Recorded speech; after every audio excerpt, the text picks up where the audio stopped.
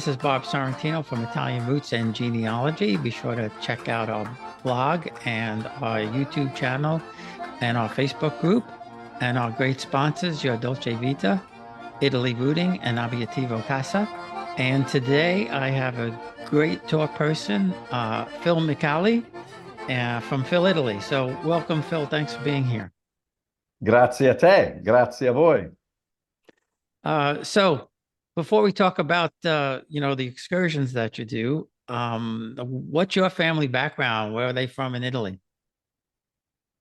Yeah, my family comes from three regions of the four grandparents, all Central South. The maternal grandparents of mine come from Molise, which is kind of the West Virginia of the United States, for those of you who know.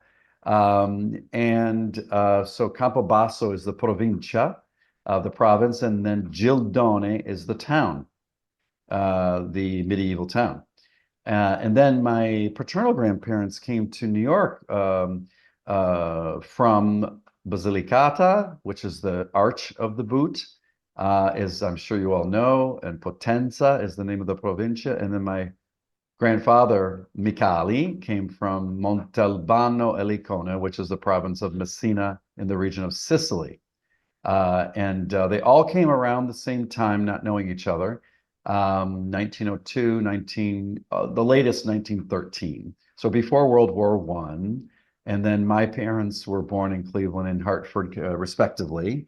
And then I was born and raised in Cleveland. And after being many, many years in Washington and Rome for 5 years, I'm actually in Italy right now. I'm in Rome as we speak. I then returned to US and New York. And then I went to Cleveland about 6 years ago, where I'm back to the place where I was born and raised. Oh, that's great. Now, so I didn't know much about Molise until I guess I really started digging into my paternal grandmother, but my Molise roots are Capricotta.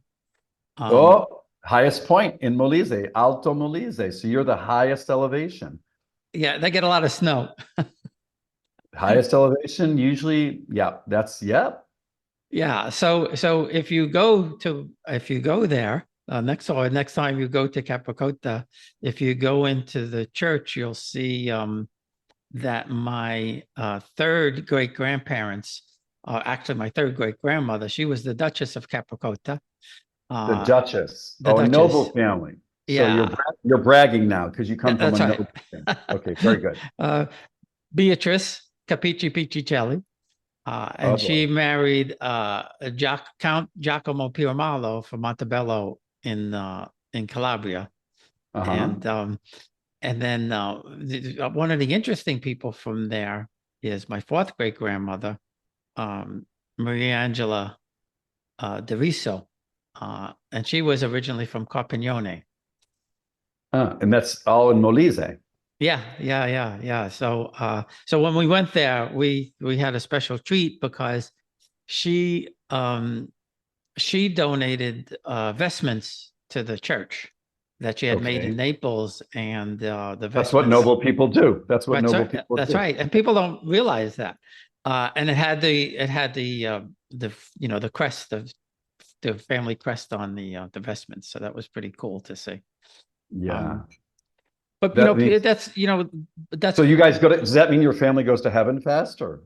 No, I go to Heaven Fast because my 13th great grandfather was Alessandro Farnese, Pope Paul III. Pope Paul III. Right. So the Farnese family. Yeah. Whoa. Okay. I mean, that's important. Okay. So his we're talking too much about me, but we'll get to you. But his sister was Julia, who was the Borgia Pope's main squeeze, and he made Alessandro a cardinal, and he later became Pope. Very interesting. Yeah. So it's I've had quite a find. But back to you. So your family roots, what have you found that's really interesting about your family roots, whether it's Basilicata, Sicily, Molise? Well, I've been to all places. I've spent the most time in the family roots in Molise because we have current relatives that never came to America.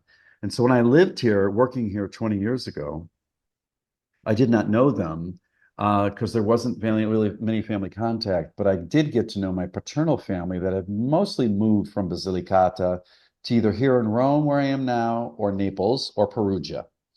And so I've gotten to know pretty much all of them on that paternal side that came from Basilicata, Potenza, Chiaramonte. We have no one that we could track down that emigrated, that stayed here or came back here from the emigration in the early 1900s from Sicily. But I've been to all these places. And the way that I started this indagine, this investigation, was I had a cousin in Washington when I was working there. She's 22 years older, and she said we need to bring our fathers to Italy for the first time in 1996. Little did she know that's 4 months later, she got a diagnosis, and she died the week before we left on the trip. Wow, that's tragic. So, Wow.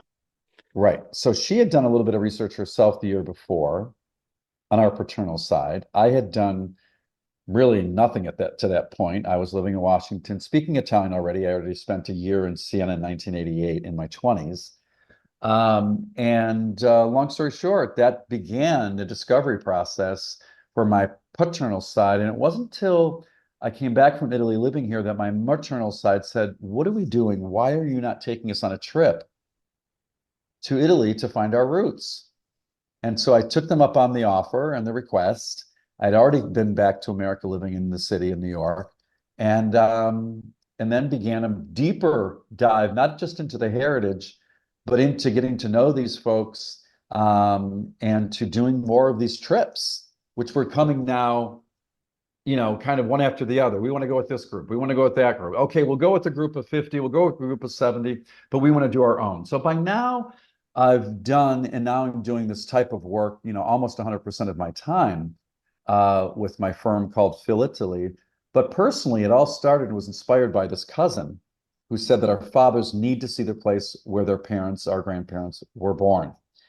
And here we are 27, 28 years later, and facilitating these groups. I think she'd be pretty happy.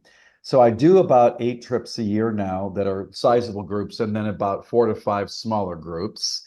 And that keeps me here at least half a year, in and out. I live based in primary residence in Ohio. I have a domicile here. I'm a dual citizen by now. And so what the discovery has been on the roots is that we're back to 1591. On the maternal side in Molise, there was a gentleman who had retired from teaching who said, Antonio.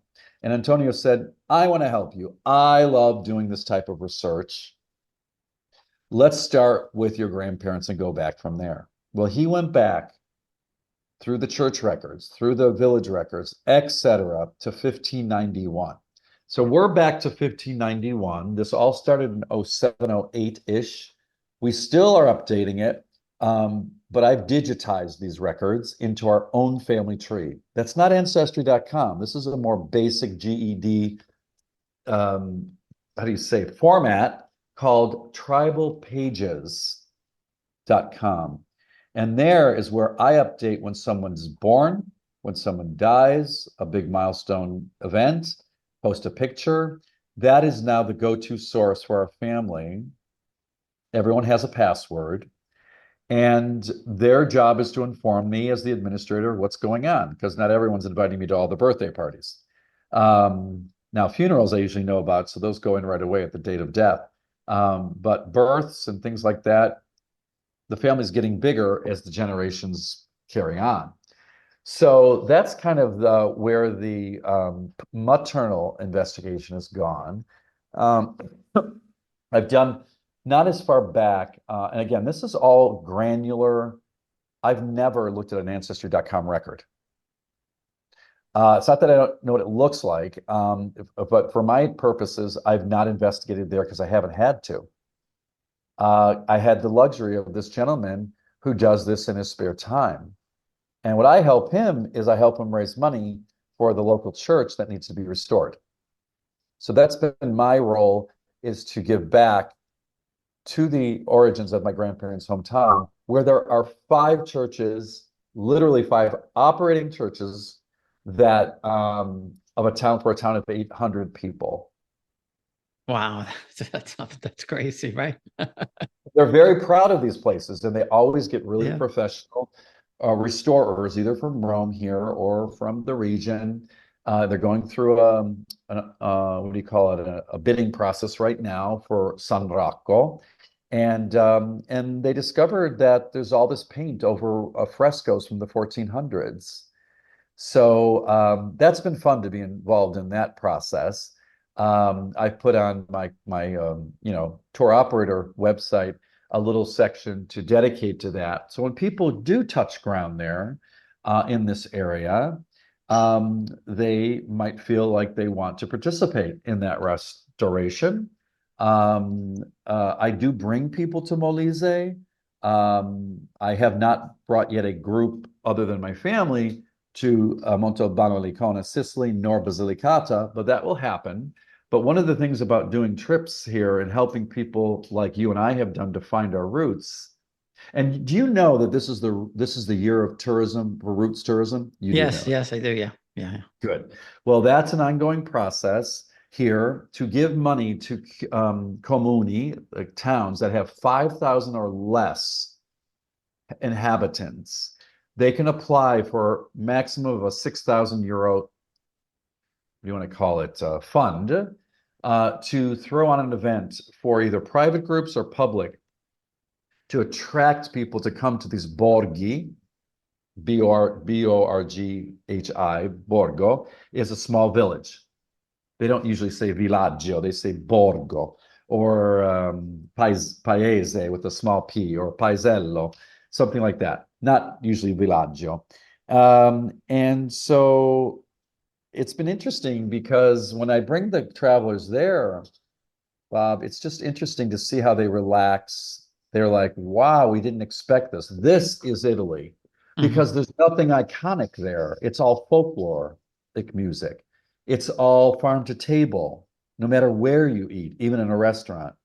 Um, there's something about the Italian-ness of that place that resonates, that if you look at the reviews that are subjective Google reviews, most of them have nothing to do with Rome and Venice and other places I brought them. It's about the visit they had in a place that's less known, no tourists, and they feel the connection through me, the, let's call it osmosis, not, what do you want to call it? Connection through me to my family. That's a something that they really appreciate, because usually when you're a tourist, people that are serving you as a tourist, there's only so much they're going to get to know you, right? Yeah. Yeah. Yeah. So it's inspired people to, in this last trip to Molise, for instance, there were 4 out of 45 people, 4 couples that had towns, in fact, one very close to your home origins, in Molise, Capricotta, called San Pietro Navellana and Agnone. And Agnone is popular in Alto Molise, also very high and very close to your origins, for the bell making factory, for the bells of the Vatican and other large churches in the world, still in place after centuries, same family, the Marinelli. Are you familiar with it? No, I'm not. Not at all. No. So they've been written up even recently in the New York Times and Wall Street Journal, of all places. Why? Because there's this fascination with this family that's carried this on for centuries. And they have a process that's ancient that has not changed in terms of forming the bell, and casting it in bronze, and then delivering it, as heavy as it might be, and then lifting it into the bell tower, et cetera, et cetera. The other place there that they're really well known for, Agnone, is a cheese factory, caseificio, which is a cheese factory. And there they show us how it's made from scratch. And then they serve us in a lunch that's completely made of cheese. Everything you're having, from the appetizer to the every course, including the dessert, is cheese. Oh, that's great. That's fantastic. Yeah, how And could you go wrong with then cheese? my cousins do they do truffle or tartufo hunting. They offer that service because they're professional guides to do that, and they have trained dogs, not pigs, but trained dogs. And Molise, like Piemonte, is very well known for its richness and resourcefulness around truffles. Yeah, and you know that, and that's what we really enjoyed about our trip, especially the one um throughout, because we went to Molise and Calabria and Sicily and Right. a bunch of different places. But in Capricotta, which was nice, there was a really great restaurant there, L'Elfo, where they served us. They explained, how the sheep herders would bring the sheep from Molise down to Puglia and back, and they Yeah. served us a meal that Yeah. was, you know, reminiscent of what the sheep herders would eat. So it started out with, potatoes with lentils, Yeah. and then like a Something sheep hearty. stew. Yes, yeah, and things that they could just, make, on this pathway to Puglia. So uh it And was that's really, going really down great. into the valley. That's going down from those Apennines, which are our Appalachians. Very Mhm. similar range. That's why Molise to me in West Virginia, I wish they would get married. That's funny. uh and and we also went when we were there, I'll mess up the name, but it's Pietro Bonte or something like that, where the Samnite, Pietrabonte. yeah, where the Samnite ruins are. That was fabulous. That was really cool. That's yes, there is so much archaeological find there. Like even the folkloric music, as I mentioned before, the zampogna, which is the bagpipe Mm. of Italy, is made there. In that part, in that range, more in Abruzzo than Molise. But remember, they're regions that used to be together until 50, 60, 70 years ago. Right. Yes. No, I know that. Yep. And I just on this trip here that I'm here now, did I hear that they're thinking about coming back together? Oh, no kidding. Hmm. That's interesting. Right. And Abruzzo, though, is a big producer of accordions. I didn't know And that. yes, a huge, yeah.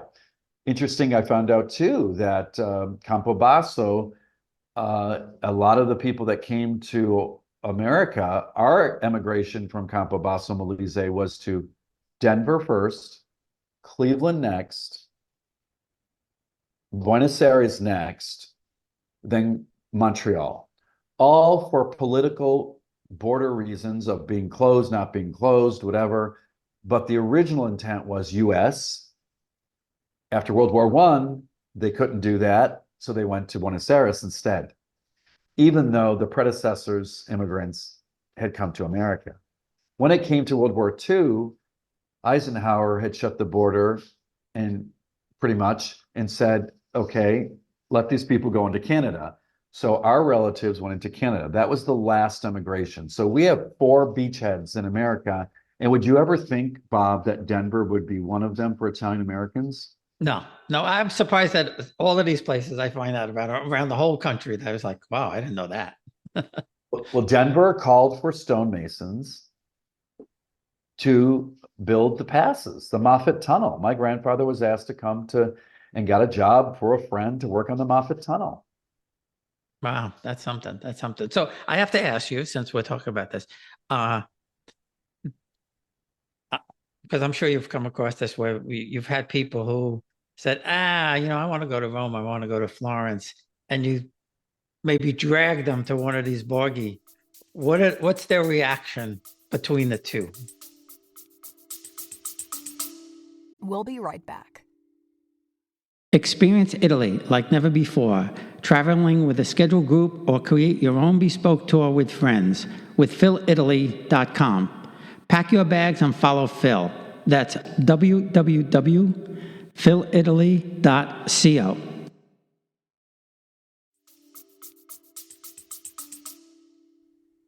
That's a great question, actually, because a traveler coming here with so much less frequency than myself is going to have to see certain things to go back and get it off their checklist and get it on their Instagram account to say they did it.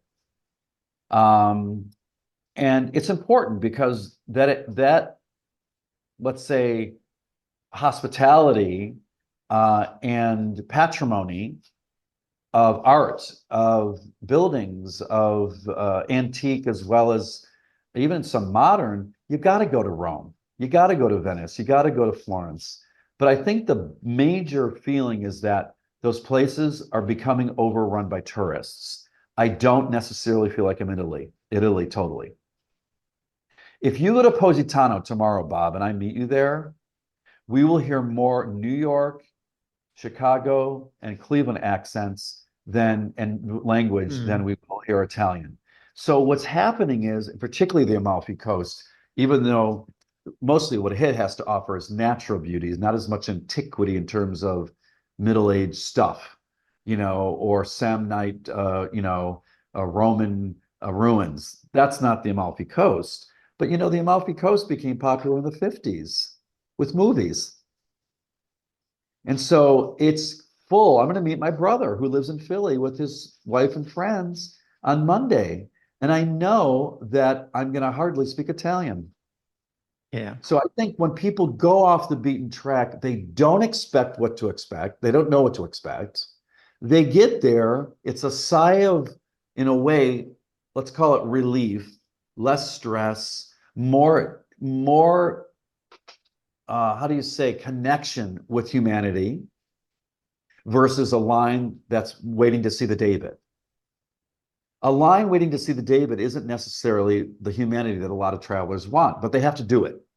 When they arrive in Molise, let's say in the villa outside of the Borgo where my grandparents were born, where my cousins host the truffle hunting, when they do that, they're like, wow, the authenticity really resonates with them.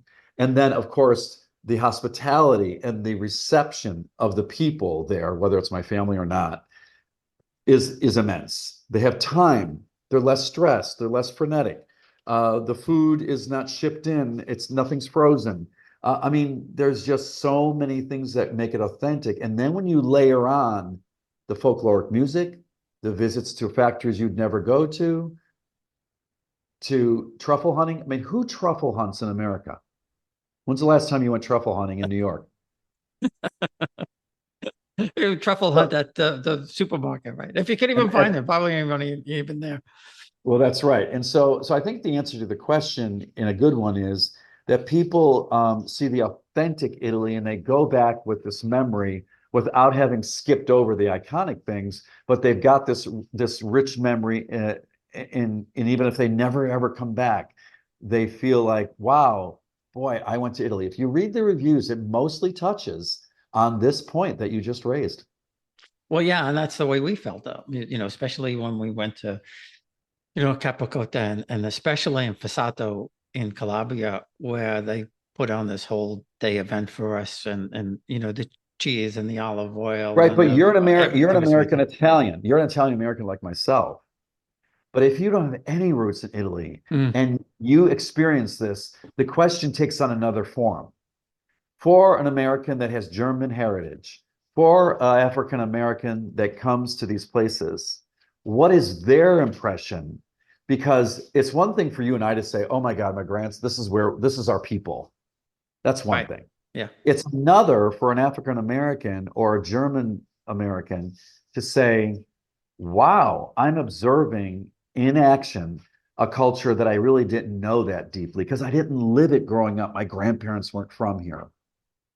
And that again, it resonates. It's something where people, I think, have a strong connection. And then when that music starts, I'll tell you, people get out of their seats, they dance.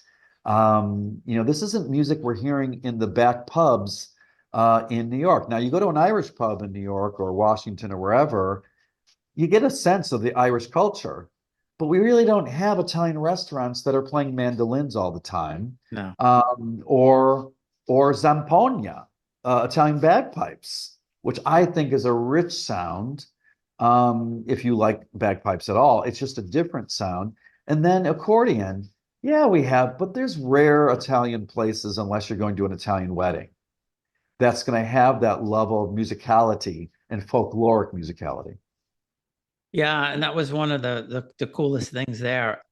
Is and every region is different, right? They have different things in every region. In Avellino, we had I think it was no uh Libertorio or Liberto, I forget exactly what his name was, but 96 years old playing the accordion and singing the songs.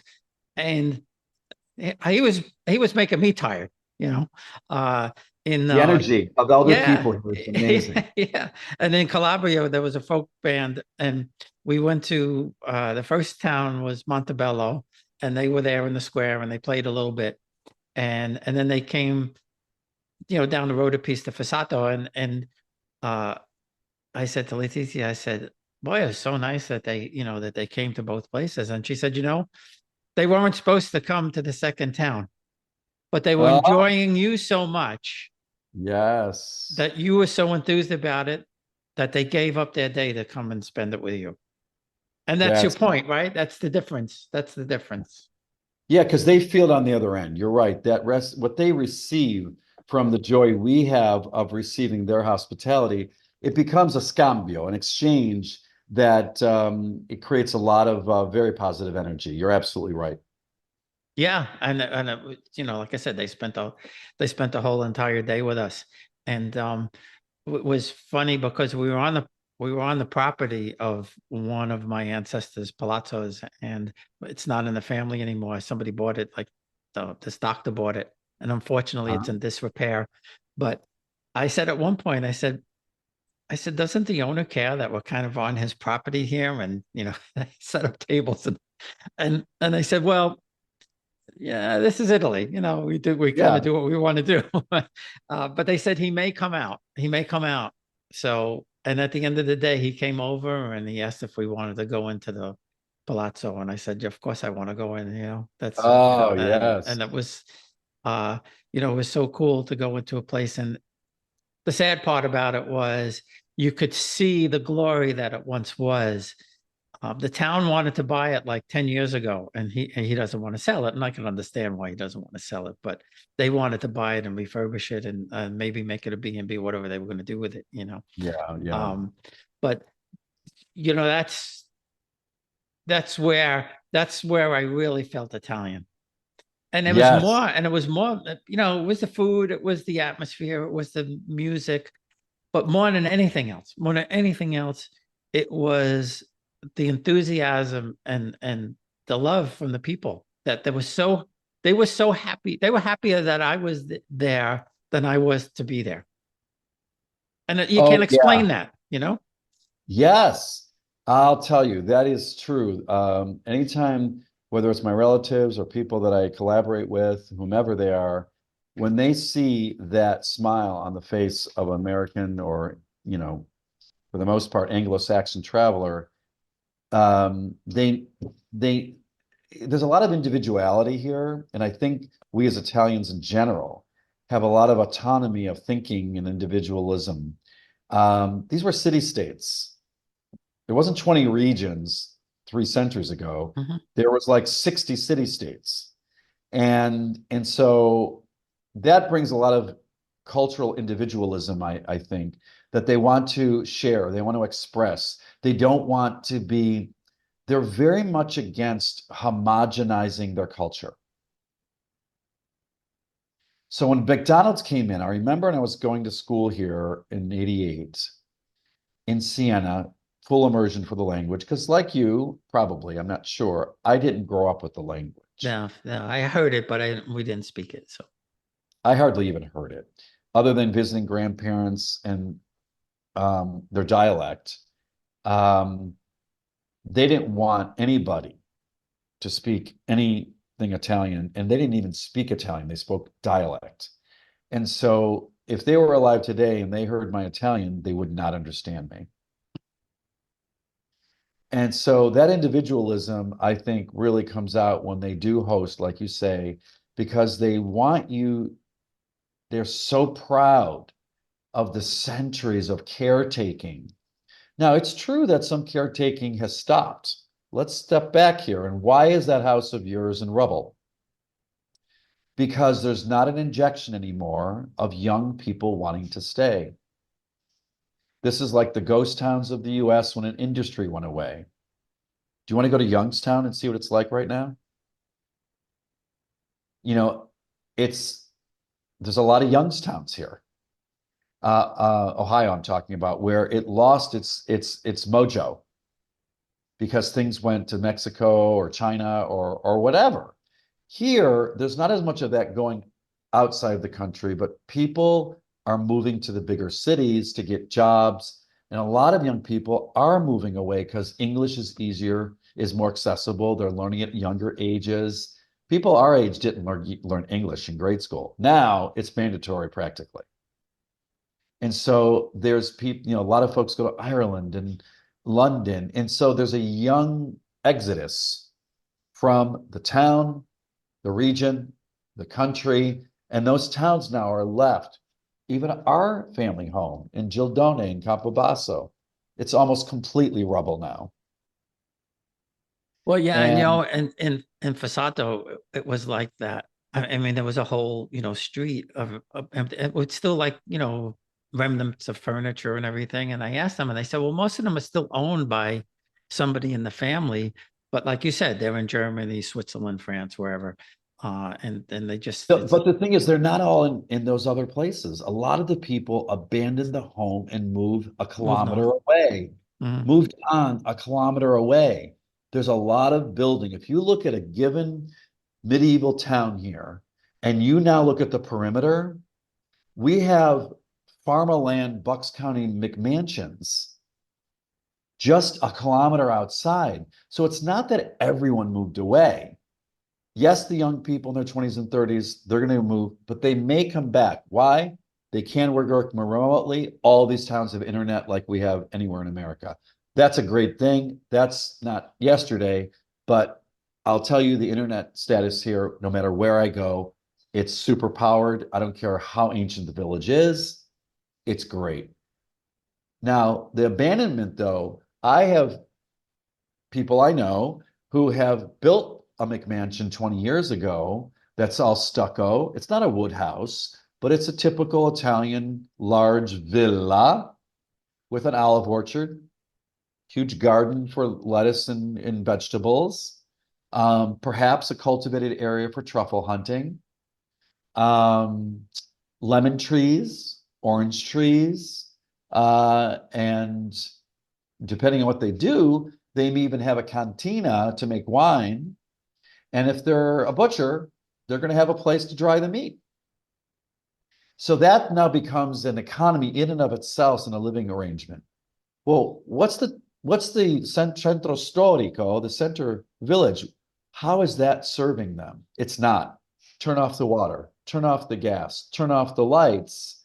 That means any house, I don't care how old it is, if it's not curated and if the temperature isn't kept in a certain level, it starts to crumble from moisture. And that's what I see happening before my very eyes in many towns here. Now, a fashion designer, Bruno Cucinelli, famous for cashmere. He's from Milan or that area. He actually bought a town that was crumbling on the side of a hill in Umbria. Solomeo, near Assisi-ish, Perugia, more near Perugia. And the investment that's come from a corporation now to bring that town back, they don't need donations from private people to restore the church fresco. It comes from the industry of fashion. So there's a good example where the recovery and the investment back into the small town to restore it to its glory is in fact happening as well. I don't know that American by American by American, one by one that comes and buys $1 a home for €1, but this town says if you do that, you have to invest 50,000. I don't know that that's going to be the end all, from my opinion, of rebuilding these towns, but having outside investment for people to come in, corporations, be it fashion or whatever, to have a beachhead there. And this guy actually, do you know that he brought all of his employees to that town and said, if you're not coming with, you're not working here. Wow, that's something. No, I didn't know that. That's fantastic. That's really About 1,600 employees. hmm. It, so it's a study in demography and sociology and geography and history to see that these towns that in many cases, as you said, like your own in Calabria, are in your own home, just like my ancestors' home, are not going to sustain, into the future if they're not taken care of by someone. Yeah, yeah. I mean, they actually, one guy actually offered me a home, and I said, I can't just take you. I can't just take a home from you. He said, no, no. I said, Well, no, no, I the can't thing do is, that. the thing is, you'd pay taxes on that. So good for him for getting being a tax collector, whoever that was. And number two, once you have the home, you're now the person that's expected to keep it up, Mm. let alone pay the taxes. Because even if the home is through Revel and you haven't sold that or you haven't given it back, given it to the community, to this town, you're paying taxes on that land.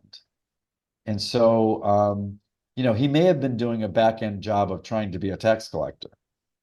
Well, maybe that's possible. I mean, my ancestors were the tax collectors. I didn't know until recently that they didn't pay taxes. They all lived in Naples and they didn't pay taxes. They just collected.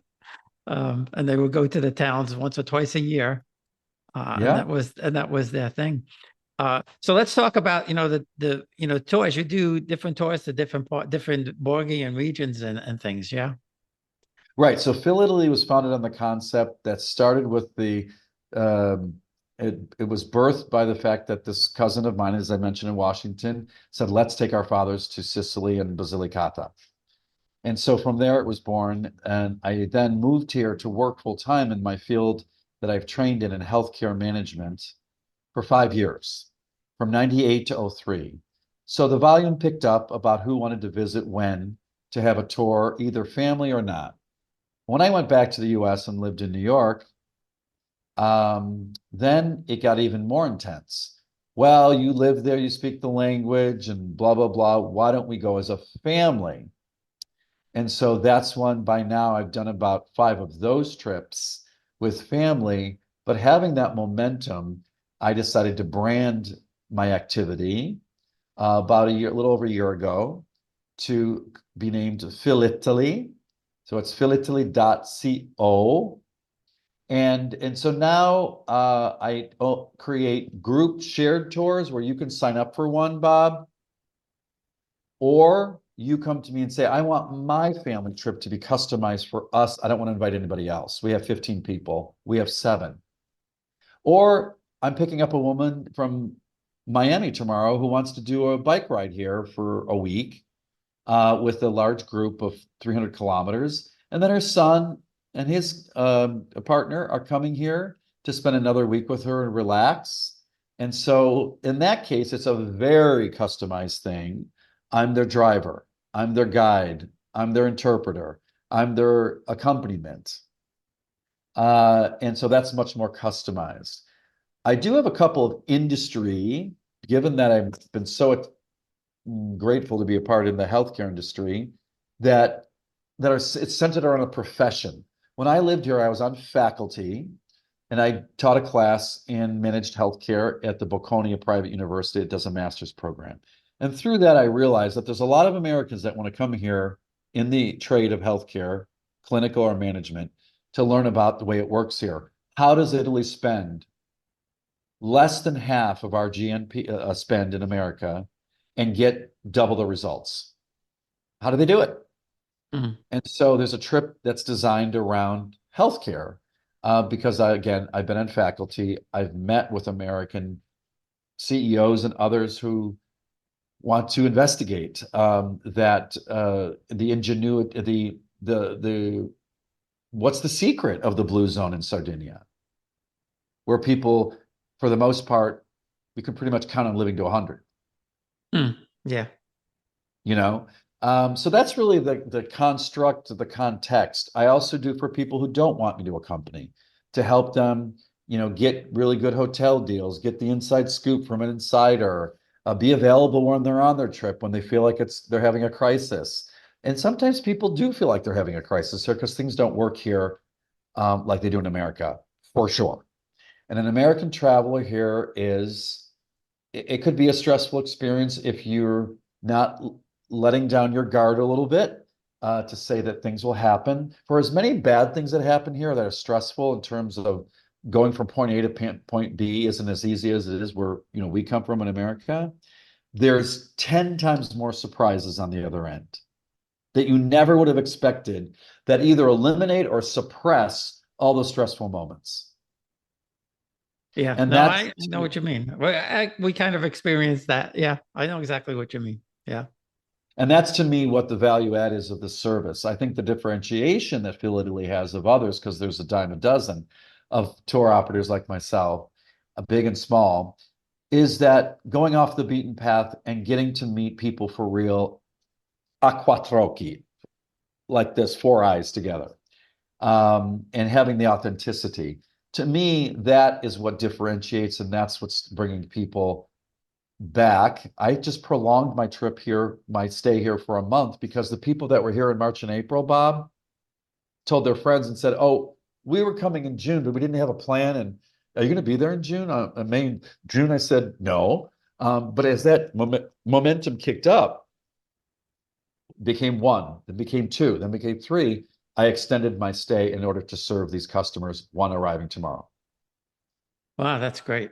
That's really neat. And yeah, I like you said, we experienced the stressful moments and then we experienced the surprises. I mean, one of our big surprises was we were in the B&B in Palermo, and they had just this great, the breakfast was on this I guess the fifth floor of the hotel or something like that, and you just look out and see all the cathedrals, and it's like there's nothing more relaxing than that, other than maybe being in Sheila and eating in a restaurant where the waves are lapping the restaurant, for lack of a better word, if you know what I mean, right? So you mean over in there and looking at the strait? Yeah. I mean, yeah, the strait. Yeah, absolutely. That's to me, that connection between the island and the peninsula just it gives me goosebumps just thinking about that view. Because you're on a ship. Your train goes on this. There is no bridge yet. There's probably a lot of talk about it. They're talking about it. Yeah. I But don't when think you the go on Sicilians want it, but they're talking about it. But when you think, yeah, they better get their mojo going, because the bridge in Genoa that was much shorter, as you know, collapsed, and it was a complete tragedy. So that was about 5 years ago. But anyway, on that ship, especially if you have Italian roots, taking that ship and the cars and the train go on the ship, even though it's a short hour ride, it gives you a sense of what they were experiencing, leaving, emigrating with not a dime in their pocket, looking for that land of opportunity. It gives me goosebumps to think what they were thinking, and would they go back? My grandparents that landed in the Northeast and then in Ohio, they had absolutely no interest in going back. They eventually had the resources, but they said, we left a place that was feudal. Why would we go back? And so it wasn't until the 50s that Italy, as you know, 50s and 60s, that Italy travel for Americans has become anything of interest. Before, people were coming from there to visit us. If you were noble, like your family, and you came from the north in some cases where there was much more nobility than in the south, then okay, you probably didn't emigrate to America at all. Or if you did emigrate to America, it was in South America and Buenos Aires in the mid 1800s or 1860s, or before the unification of this country. in what was it? Ultimately, it was done in 1870, I think. Garibaldi unified the country to make it all one. All these city-states now were one, and it took on the name of Italy under one kingdom, under king, and then it only became a republic, no king, a republic after World War II, which many people don't know, that Italy has been a republic only since just after World War II. Before that, even during the unification, it was a kingdom. And then the Savoia family from Piemonte were the monarchy. Yeah, yeah. And I don't know why my paternal grandparents came. My maternal grandparents, I know why they came, because they were from Puglia. It was very poor, and Yeah. the war was breaking out. My grandfather had fought in Libya. My grandmother said, "You're not going to fight in another war," and Wow. and her brother was here. So, I kind of know my father's family. Only my grandmother and her aunt came to America. Her aunt came in 1905, and she came in 1915. Um, the rest of the family were all there. So the only thing that my cousin and I can think of is that my cousin's great grandfather, Uh-huh. he was an entrepreneur of sorts, and supposedly he had some kind of leather business, whether it's wallets or shoes or something like that. So the only Sure. thing we could think of is, World War One had just started. Maybe he said, "Come to America, I'll help you out." Because of course, my grandmother, being a woman, wasn't entitled to anything anyway. So, you know, She probably had very little schooling as well. no, actually, no, no, she was schooled. I mean, the story, my great grandfather, I mean, my grandfather was in a seminary, studying to be a priest. And my grandmother's carriage broke down in front of the seminary, and he helped fix it, and they gave him a ride someplace, and that was the end of that. That was the end of the seminary, is That when was he the met end your of father. yes. Yeah. Yeah. Uh, That's but no, she, funny. unlike like my mother's mother, she signed with an X. My grandmother, Mine too. She yeah, did. she My was educated. grandmother from Basilicata, that ended up in Hartford, Springfield and Hartford, where my dad was born, never went to school. She signed with an X, but she was to me the most intelligent woman on the planet. Yeah, well, probably because she probably because she didn't go to school. I think there's something to be said for that, right? Street smarts or whatever. But yeah, I think Right.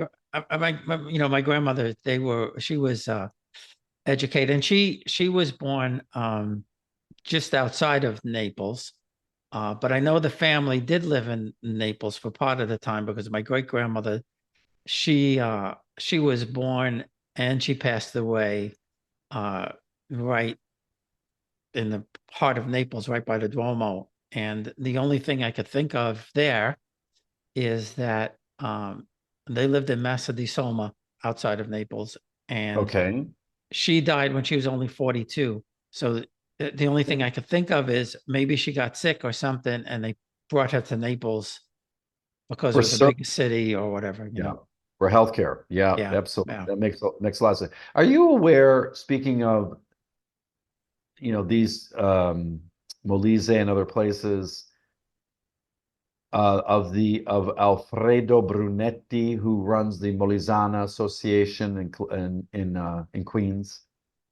Uh, I don't know him. No, no, He's that a was. former mayor, I would say, of one of you're probably aware of the Borghi più belli in Italia, is a riconoscimento, a recognition that this little village is a jewel. It gets a lot of marketing in the tourism trade, for sure. Towns are very proud to apply and get the recognition. Well, in Molise, there are four towns. One of them is Sepino. The other one is, I think Pietromonte is also. The other, if I'm not mistaken, the one you mentioned, and the one that I'm mentioning is Oratino, near Campobasso. And the former mayor, his Italian American wife, um, uh, he now lives there because he's married to her, and he spends 3 or 4 months a year in his original hometown. But he created a Molisano association of people that have Molisano heritage in New York. What was his first name again? Alfredo Alfredo. Brunetti. So he spends most of his time in America, New York and Queens, and then he spends a few months in a row here, mostly in the summer. And he also hosts a tennis tournament, this association. And so it's, as you know, in a lot of American cities, there are these kind of clubs, associations, heritage groups, whatever. And what they're trying to do, obviously, with the San Gennaro Festival in Little Italy and in Manhattan, he's trying to preserve the Italian heritage. Columbus Day, as you know, is very important to Italian American heritage. It's being a little bit, it's has a little bit of controversy in certain states for it to be called Columbus Day. In some states, you cannot call it Columbus Day. But just a little food for thought about, maybe someone else to interview about an Italian coming here much later in life and finding a niche to create camaraderie amongst people that have heritage like you and I do from Molise. Yeah, I'll have to look him up. And in Capricotta, there's a very famous designer there. I don't know if it was Versace right. he worked for, but he's got a little museum there, which was he gave us this, special tour of the museum, opened it just for us, let us try on clothes and stuff like that. Really? Really nice guy. I don't recall his name right now, but he gave us the book and he designed through the 50s and 60s and 70s, and he's got this fantastic little museum there. Well, if you remember with this stuff. So I'll just do a search for it because I'm sure I'll find it, for the fashion stylist who's from that area. Yeah, and and they surprised us that we're driving down the road and they take us to the little thing there, and they also have the snow plow that was donated by Americans in like 1950. This big giant snowplow. Yeah. Well, there's there still is a lot of affinity between our countries, but particularly in that period, I can imagine what the affinity was like. Yeah. After the war. Yeah, no, it's really the pride of the town. They love this snowplow. My daughter got to sit in it and all of that kind of stuff. So before we go, how do people find you? What's the website again? It's Philitaly, so Phil plus the word of Italy all together .co. Also on Instagram and Facebook and TikTok as Philitaly Cultural Exchanges. It's an American firm based in Ohio, but 90% of the work is done here. I am hosting a trip Italy and Argentina in October for anyone that's interested. There's also trips scheduled for this year still that have seats open for group travel, where the price points are very affordable. You would be with people you don't know, but you can bring people so you know people by bringing them. But the only place I want to go off the beaten track a bit is places where Italy has a great influence, and Argentina is one of those. So there is an itinerary. We have a few seats left on that one, not many, for October. And yeah, I mean, you can text, email, it's philitaly100@gmail.com. But the best is really through social media, Philitaly Cultural Exchanges, and then also the website. Super. Well, listen, I really appreciate you taking the time. Thank you. And just let me know if you'd like an introduction to Alfredo or anybody else, because I love what you're doing. Okay, thanks a lot.